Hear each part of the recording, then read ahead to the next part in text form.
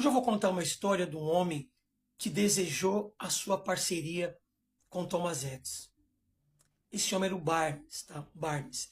Quem era Thomas Edison? Thomas Edison era um cientista da época que criou a lâmpada elétrica, tá? E esse Barnes, ele tinha um desejo ardente de ser sócio do Thomas Edison, mas não tinha nenhuma condição financeira, intelectual, não tinha nenhuma aparência física, ele não tinha nada assim a seu favor, tá? O que ele fez? Foi para Nova Jersey, lá para o escritório do Thomas Edison.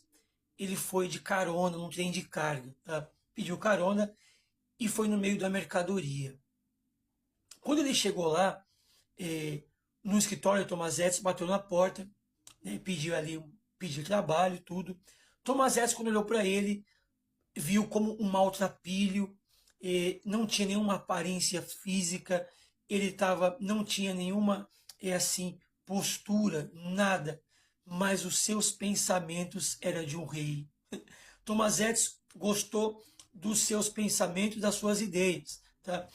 E contratou ele para fazer os serviços gerais, né, geral, fazer coisas simples ali. Mas o Barnes continuava com esse desejo ardente de ser sócio do Thomas Edison. Tá? E por 4 anos não aconteceu nada. Tá? Por 4 anos não aconteceu nada. Um dia o Thomas Edison lançou uma máquina e ninguém queria vender aquela máquina. Diziam que não iam vender, que aquela máquina era muito cara, né, que não ia dar certo. O Barnes levantou a mão e falou: opa, peraí, deixa eu vender essa máquina aí. E o Barnes começou a vender uma, duas, três.